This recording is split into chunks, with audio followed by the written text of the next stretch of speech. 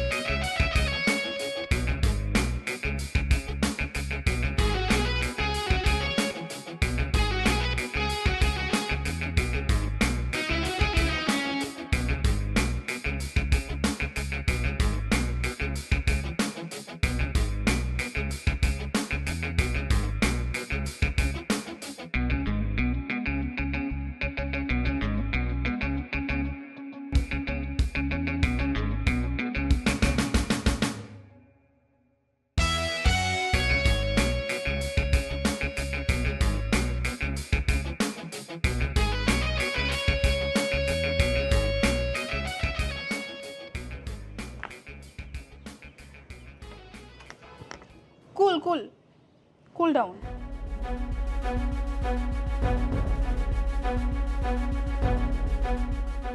এটা নামান, দেখেন ঠিক আছে কিনা। ও আপনি ওই মাল? আমি তো মনে করছি আপনি মনে হয় মামলা ভেঙে গেছেন। চোরের উপর রাটটা এটা পুরেই ফেলাইছিলেন কিন্তু চোরের উপর বাটপারি করলে এতগুলো টাকা পাওয়ার পরও আবার আপনার কাছে ব্যাক আসতাম না। আপনি কেন আসছেন বলুন তো? আপনার কাছে আসছি, আপনাকে চাই। মানে? মানে খুবই সিম্পল। আপনি যে পথের পথিক, আমিও সেই একই পথের পথিক। আপনি যে ভদ্রলোকের ব্যাগটা হাইজ্যাক করার জন্য এসেছিলেন, আমিও সেম টার্গেটেই এসেছিলাম, কিন্তু আপনি একটু আমার আগে চলে এসেছেন দেখে কাজটা আপনি করে ফেলেছেন।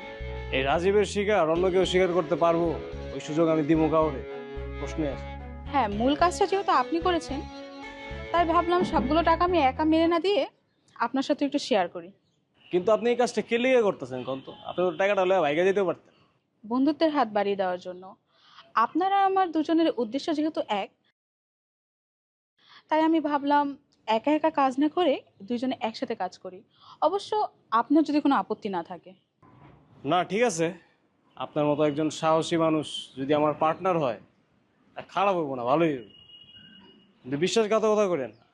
বিশ্বাসঘাতকতা করলে কিন্তু একদম খুলে উড়াই দেব।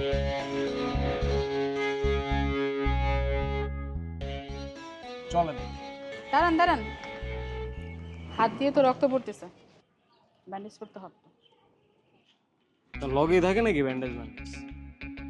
যে পথে কাজ করি ব্যান্ডেজ একটু একটু রাখতে হয়।